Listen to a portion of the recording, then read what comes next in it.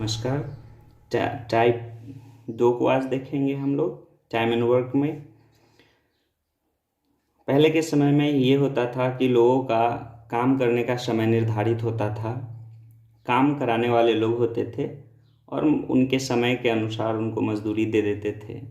लेकिन आज ये होता है कि जिनको काम कराना होता है वो एक कॉन्ट्रैक्टर अर्थात ठेकेदार को कांटेक्ट करते हैं और वो ठेकेदार ही मजदूर लगाकर उनके काम को संपन्न कराते हैं। ठेकेदार को ये पता होता है कि मजदूरों के बारे में उनको अच्छे से ज्ञात होता है कि किनकी क्या क्षमता है और किस व्यक्ति को किस प्रकार उनका वेतन दिया जाए। तो ठेकेदार किसी काम को, हम मानकर चलते हैं कि ठेकेदार किसी काम को 1000 रुपये में करने का ठेका लिया। इन्होंने 2 व्यक्तियों को हायर किया। एक व्यक्ति है जो 10 दिन में उस काम को ख़त्म कर देता है, दूसरा व्यक्ति है जो उसी काम को 15 दिन में ख़त्म कर देता है। तो ये समझता है कि मैं इन्हें इस काम के बदले में 1000 रुपये दूंगा और दोनों व्यक्ति को इस काम को करने के लिए कहता हूँ। तो ये बहुत ही हिसाब किताब में अच्छे माने जाते हैं ठेकेदार। तो ये क्या करते हैं कि इनको पता होता है कि चलो एक व्यक्ति है जो 10 दिनों में कार्य को संपन्न करता है, बी है जो 15 दिनों में उस कार्य को संपन्न करता है। तो इनको पता है कि ये कार्य कितने दिन में समाप्त करेगा, तो इस दिन का वो अनुपात ज्ञात कर लिए। इसमें से जो कॉमन होना है वो कॉमन कर लेते हैं। 5 दोनों में मिल रहा है तो 5 से दोनों में हम भाग लगा लेंगे। 5 दूना 10, 5 तिहाई 15। अब उन्हें उसके समय का अनुपात ज्ञात है। ठेकेदार समझता है अच्छा समय का अनुपात हमें पता हो गया, चलो इसकी क्षमता ज्ञात कर लेते हैं। तो वो क्षमता क्या करता है, क्षमता ज्ञात करने के लिए इसका रिवर्स रेशियो ज्ञात करता है, अर्थात ए का जो समय और बी के समय का जो अनुपात होता है उसका उल्टा कर देता है, अर्थात ये 3:2। इसे हम रिवर्स रेशियो कहते हैं और यही उस व्यक्ति की क्षमता होती है। अब इसी क्षमता के आधार पर उन 1000 रुपयों को वो ठेकेदार बांटेगा। तो अब यहाँ वो देखता है कि ए की क्षमता 3 और बी की 2 है। अब इन दोनों में हमें 1000 रुपयों को बांटना है। तो टोटल क्षमता इन्होंने देखा तो 3 2 5 है। तो अब ये समझ कर चल रहा है कि अब मेरे पास कुल मिलाकर 5 क्षमता है जिनकी वेतन 1000 रुपये हैं। तो अनुपात 5 का वैल्यू 1000 है, तो अनुपात 1 का वैल्यू ज्ञात करने के लिए हम इस 5 से इसमें भाग कर लेंगे, जो कि अनुपात 1 का मान होगा 200। तो अब जब अनुपात 1 का वैल्यू 200 है तो हम ए का वेतन दे सकते हैं। अनुपात 3 है तो अनुपात 3 है तो 3 दूना 600 रुपये इनके हो जाएंगे वेतन, और दूसरा व्यक्ति बी है उनका 2 दूना 400 रुपये हो जाएंगे। इस प्रकार उस ठेकेदार ने उस 1000 रुपये को उनकी क्षमता के अनुसार उन्हें बांट दिया। यहाँ ध्यान देने वाली बात यह है कि हम उसके किए गए काम के दिन के अनुसार नहीं बांटेंगे, उनकी क्षमता के अनुसार बांटेंगे, या उन्होंने कितना भाग काम कर लिया है उस भाग के अनुसार उनको हम उनके वेतन देंगे। इसी प्रकार अब ठेकेदार जो है किसी काम को करने का ठेका वो 6500 रुपये में लेता है। अब वो उस काम को कराने के लिए 3 मजदूर को खोजता है, जिसमें प्रत्येक मजदूर के काम करने का दिन अलग अलग है। वो 3 व्यक्तियों को हायर करता है, जिसमें मान लेते हैं हम ये ए है, ये बी है और ये सी है। वो ठेकेदार 6500 रुपये का वो काम कराएगा और एक ही काम को करने के लिए इस तीनों व्यक्तियों को लगा देगा। जो प्रत्येक व्यक्ति उस काम को अलग अलग दिनों में समाप्त करता है, लेकिन अब वो ठेकेदार तीनों मजदूर को एक ही बार लगा करके उस काम को जल्दी खत्म करवाना चाहेगा। तो ये फिर ठेकेदार ने देखा कि सबका हमें दिन प्राप्त है। ए है जो उस काम को 10 दिन में कर लेगा, बी है जो 15 दिन में कर लेगा और सी है जो 20 दिन में कर लेगा। तो ये समझ गया ठेकेदार कि अच्छा चलो हमें दिन प्राप्त है, अब इस दिन का हम अनुपात ज्ञात कर लेते हैं। तो अनुपात ज्ञात करने के लिए क्या करते हैं कि तीनों संख्याओं में हम देखते हैं कि कौन से संख्या कॉमन होने वाली है। तो सब में 5 मिल रहा है, 5 से सब में, या यूं कहें कि हम देखेंगे ये तीनों संख्याएं किस संख्या से कट रहा है, हम उन्हें काट करके छोटा कर लेंगे। तो ये 5 दूना 10, 5 तिहाई 15, 5 चौक 20। तो ये हमें समय का अनुपात प्राप्त है। लेकिन ठेकेदार तो समय के अनुसार नहीं बांटेगा, ठेकेदार जो है क्षमता के अनुसार उन वेतन को वितरित करेगा। तो हम फिर ए, बी, सी के क्षमता का अनुपात ज्ञात करेंगे। अभी मेरे पास ये समय का अनुपात ज्ञात है, तो चलिए हम क्षमता के अनुपात ज्ञात करते हैं, जिसमें ए की क्षमता ज्ञात करने के लिए हम ए को ढक लेंगे, बाद बाकी का आपस में गुना करेंगे। तो 4 तिहाई 12 अनुपात बी की क्षमता ज्ञात करने के लिए ए और सी को आपस में गुना करेंगे, 4 दूना 8। सी की क्षमता के लिए ए और बी को आपस में गुना करेंगे, 3 दूना 6। इस प्रकार हमें क्षमता का अनुपात ज्ञात हो गया। अब इसमें से वही बात कॉमन करना है या वैसे संख्या से भाग दें जो तीनों को काट सके। तो हम यहाँ देखते हैं कि ये तीनों संख्या 2 से विभाज्य है, 2 से भाग लगा देते हैं। तो ये 6, 4 और 3 प्राप्त होंगे। अब ठेकेदार देखता है कि इनकी क्षमता कितनी है, सारे क्षमताओं को जोड़ लेंगे, 6, 4, 10 और 3, 13, अर्थात ये अनुपात में 13 है। इनका कुल वेतन अनुपात में इनकी कुल क्षमता 13 है, जिनका वेतन 6500 रुपये है। अब इस 6500 रुपये को ए, बी, सी में बांटना है। तो अनुपात 13 का वैल्यू 6500, तो अनुपात 1 का वैल्यू ज्ञात करने के लिए इस 13 से इसमें भाग देंगे, 13 बचे 65, अर्थात अनुपात 1 का वैल्यू 500 है। तो अब हम ये देखेंगे ए का वेतन कितना होगा। अनुपात 1 का वैल्यू 500 है, तो अनुपात 6 का, तो 6 बचे 30, अर्थात 3000 रुपये ए का वेतन होगा। बी का कितना होगा, तो अनुपात में 4 है, तो 4 बचे 20, इनका होगा 2000। और सी की बात करें तो सी अनुपात में 3 है, तो इनका वेतन 5 तिहाई 1500 रुपये होंगे। इस प्रकार हम मजदूरों को उनकी क्षमता के अनुसार उनका वेतन वितरित कर देते हैं, या हमें ये पता हो कि उन्होंने उस काम का कितना भाग कर लिया है।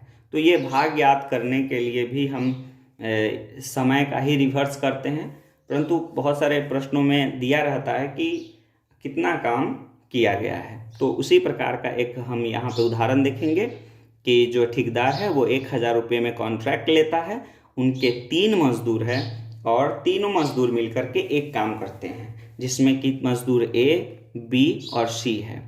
ठेकेदार देखता है कि मजदूर ए जो है उस काम का 3/10 भाग काम कर लिया है, तो चलो इसकी मजदूरी दे दिया जाए, देने की कोशिश करता है। तो हम ठेकेदार देखता है ए उस काम का 3/10 भाग किया है, तो समझता है कि अगर पूरा काम होता तो हम 1000 रुपये दे देते, लेकिन पूरा काम ना होकर 3/10 भाग काम हुआ है, अर्थात इस पैसे का 3/10 भाग उसे प्राप्त होगा, अर्थात उन्हें 300 रुपये ए को प्राप्त होगा। बी से पूछता है बताओ आपने कितना काम किया, तो बी बोलता है मैंने 1/5 भाग काम किया है। तो कहा कि ठीक है, आप अपना वेतन कुल वेतन का 1/5 ले लो, तो 5 दूना 10, यानी 200 रुपये इनके हो गए। सी से पूछता है आपने कितना काम किया, तो कहा कि मैंने आधा काम किया है। तो ठीक है, आप जो हैं कुल वेतन का आधा ले लो। तो इस प्रकार उन सबको उनका वेतन मिल गया। एक ही काम को तीनों व्यक्तियों ने मिलकर किया है और उनका वेतन उसी के अनुसार किए गए काम के भाग के अनुसार बांट दिया गया। अब इन सारे उदाहरणों के बाद अब हम प्रश्न पे चलेंगे। प्रश्न नंबर 1 में कहा जा रहा है कि ए बी मिलकर किसी काम को क्रमशः 4 दिन और 5 दिनों में करता है। तो हम भी क्या करेंगे, इन समयों का अनुपात ज्ञात कर लिए। अब क्षमता के अनुपात ज्ञात करने के लिए इन्हें रिवर्स रेशियो ज्ञात करते हैं, यानी पलट देते हैं, यानी 5:4। ये हमें क्षमता प्राप्त हुआ। अब इस क्षमता के अनुसार उन्हें उनके वेतन देना है। हमें उन्हें जो है उस काम के लिए 270 रुपये दिया गया। तो हमसे प्रश्न में पूछा जा रहा है कि बी के भाग से ए का भाग कितना अधिक है। तो हम देख लेते हैं अनुपात, ये कुल कितनी क्षमता है, कुल क्षमता 9 है जिसका वेतन 270 रुपये है। तो अनुपात 1 का वैल्यू ज्ञात कर लेंगे, 9 × 27 30 रुपये। अब हम ए और बी को उनका वेतन दे सकते हैं। तुलना करना है तो अनुपात में भी हम तुलना कर सकते हैं। बी से ए कितना अधिक है, तो अनुपात में ये एक अधिक है और अनुपात 1 का वैल्यू हमें प्राप्त है 30 रुपये। अतः प्रश्न के अनुसार इनका आंसर होगा बी के भाग से ए का भाग 30 रुपये अधिक है। यदि किसी प्रश्न में अलग अलग उनका वेतन पूछ लिया जाए तो क्या करेंगे, तो हम उनके क्षमता के अनुसार बांट देंगे। अनुपात 1 का वैल्यू 30 रुपये है, तो ए के देखते हैं कि ए का क्षमता कितना है, तो अनुपात में 5 है, तो यानी 5×3 = 15, इन्हें 150 रुपये मिलेंगे। बी के लिए अगर देखते हैं तो बी का वेतन कितना होगा, अनुपात में 4 है, तो 4×3 = 12, 120 रुपये उन्हें मिल जाएंगे। तो अब हम अगले प्रश्न की ओर चलेंगे। जैसे कि उदाहरण में हम लोगों ने देखा था 3 व्यक्ति थे, यहाँ भी उसी प्रकार का प्रश्न है जिसमें अ, ब और श 3 व्यक्ति मिलकर किसी एक काम को करते हैं।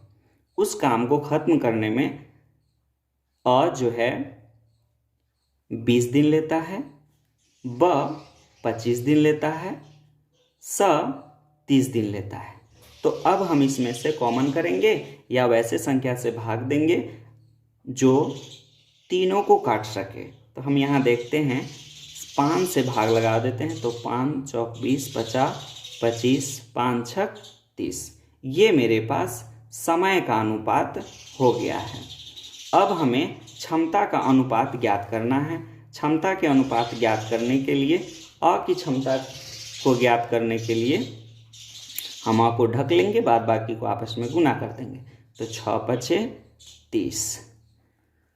ब की क्षमता ज्ञात करने के लिए ब को ढक लेंगे, बाद बाकी को गुना कर देंगे, 6×4 = 24।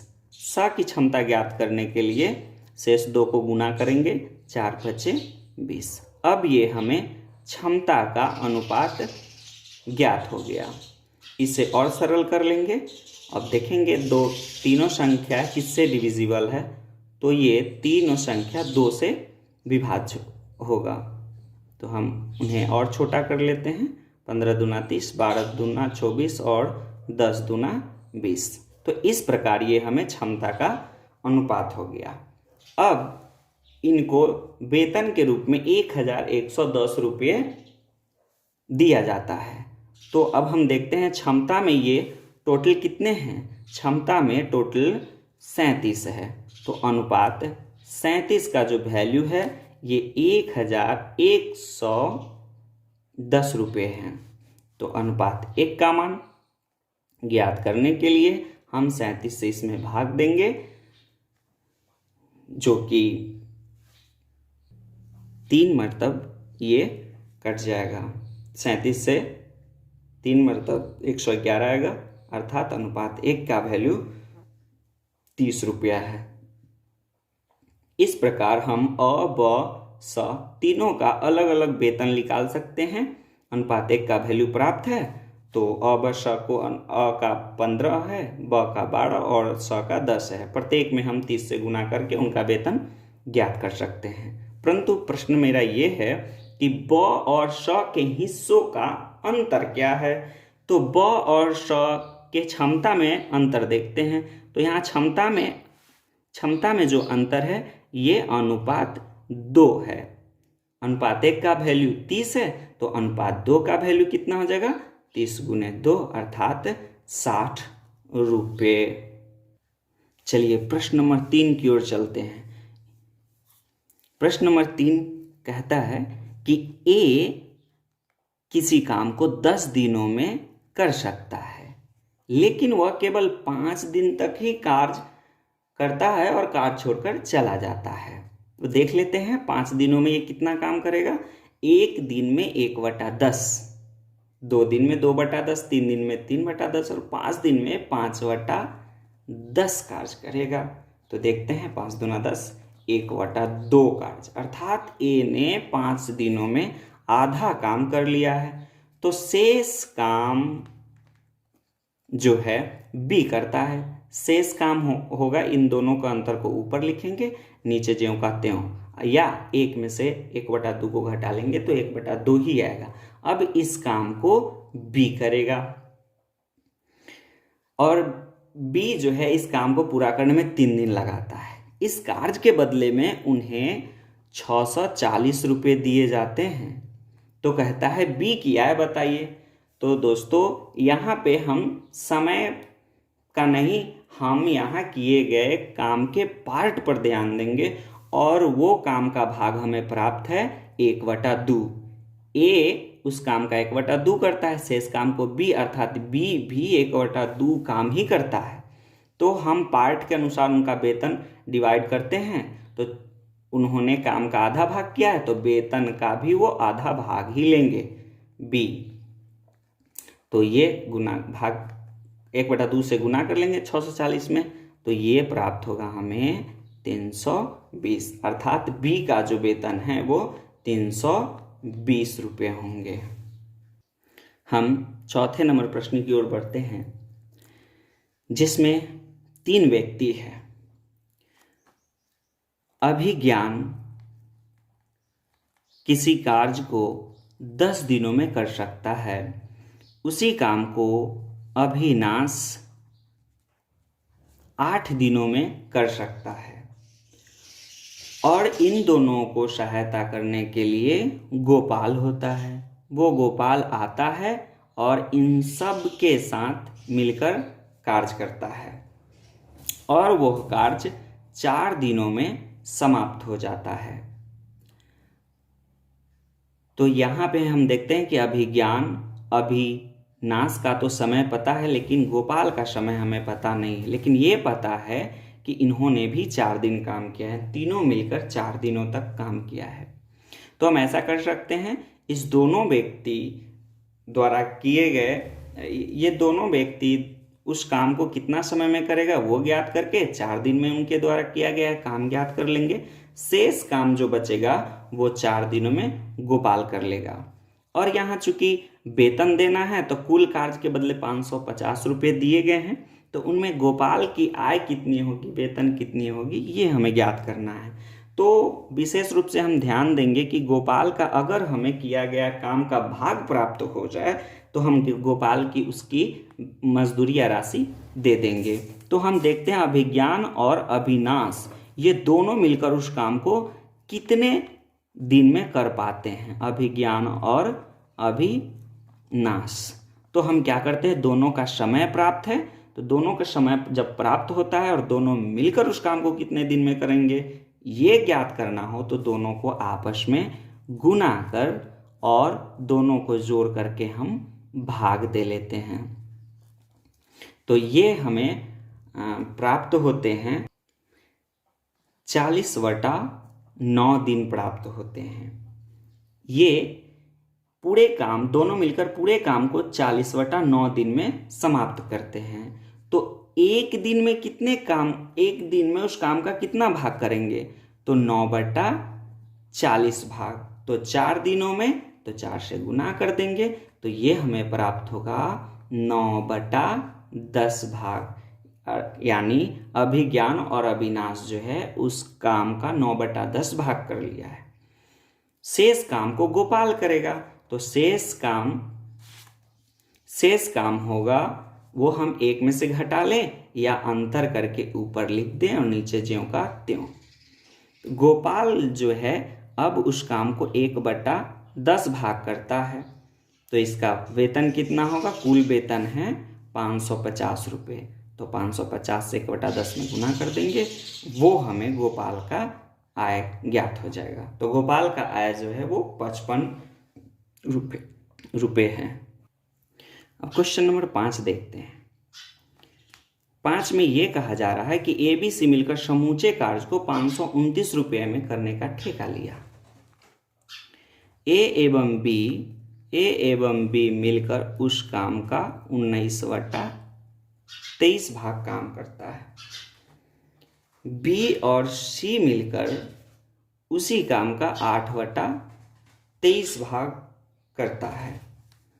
तो कहा जा रहा है कि ए का हिस्सा क्या होगा, अर्थात ए का वेतन क्या होगा। तो हम यहाँ देख रहे हैं बी और सी मिलकर 8/23 भाग काम करता है। तो हम तो समझते हैं कुल एक काम होता है जिसमें से बी और सी मिलकर 8/23 कर ले रहा है। तो ए कितना करेगा? ए के ज्ञात करने के लिए दोनों का डिफरेंस कर लेंगे, तो ये हमें प्राप्त होगा 15/23। अर्थात अब हमें ये ज्ञात है कि ए जो है उस काम का 15/23 भाग अकेले करता है, तो इनका वेतन भी कुल वेतन का 15/23 भाग ही होगा।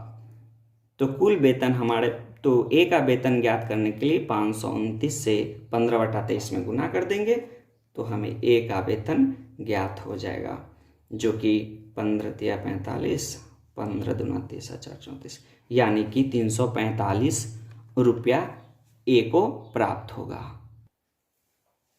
अब ये प्रश्न जो आज का अंतिम सवाल है इसको देखेंगे। इसमें 3 व्यक्ति हैं और तीनों ने 5,750 रुपये में कार्य करने का ठेका लेता है, जिसमें P और Q मिलकर उस काम का 19/23 भाग करता है और Q तथा R मिलकर उसी काम का 8/23 भाग काम करता है। तो कहा जा रहा है Q की मजदूरी क्या है। तो हम यहाँ पार्ट ही दिया हुआ है, तो यहाँ Q उस काम का कितना भाग कर पा रहा है ये ज्ञात करना है हमें। तो क्या करते हैं, इन्हें हम आपस में जोड़ लेते हैं। तो ये जोड़ेंगे P जोड़ Q जोड़ R, इधर भाग को जोड़ लेंगे, तो ये जोड़ने पर 27/23 आएगा। 27/23 आएगा। हम जानते हैं कि तीनों मिलकर एक ही काम करेंगे, तो P जोड़ Q जोड़ R और एक और एक्स्ट्रा Q है, इन सब मिलकर के 27/23 भाग काम करते हैं। P Q R तो पूरे काम मिलकर के एक ही काम करेंगे, प्लस Q बराबर 27/23। Q के ज्ञात करने के लिए इस एक को उधर ले जाएंगे, तो 27/23 में से एक घटेगा, तो क्या प्राप्त होगा 4/23। अर्थात अब हमें ये ज्ञात हो गया Q उस काम का 4/23 भाग कर पाता है। तो कुल वेतन का कितना भाग ले लेगा? 4/23, अर्थात 4/23 से गुना कर देंगे हम 5,720 रुपये में। तो ये हमें प्राप्त होगा, 23 से ये कटेगा 25 मरतब, और 25 और 4 का गुना होगा 100, 10 बाकी है ये। अर्थात Q का जो राशि होगा, वेतन होगा, वो 1000 रुपये। पहले वाले वीडियो में एक कमेंट था कि प्रश्न नंबर 7 को दूसरे तरीक़ा से बनाया जा सकता है, तो बिल्कुल बनाया जा सकता है। देखिए, अर्थमेटिक में ऐसा होता है कि एक प्रश्न को कई तरीक़ों से बनाया जा सकते हैं, आसान से आसान तरीक़ों से बनाया जा सकते हैं। इसके लिए क्या करते हैं, प्रैक्टिस। जितना प्रैक्टिस करेंगे वो प्रश्न उतना ही आसान से आसान तरीक़ों से बनाए जा सकेंगे। डिपेंड ये करता है कि आप किसी प्रश्न को कितना हद तक समझते हैं। जितना बेहतर ढंग से आप समझ पाते हैं, उन्हें आप उतने ही अपने तरह से ईजिली बना सकते हैं। तो प्रश्न टाइप 1 में देखे थे प्रश्न नंबर 7। प्रश्न नंबर 7 को और भी ईजिली ढंग से बनाए जा सकते हैं।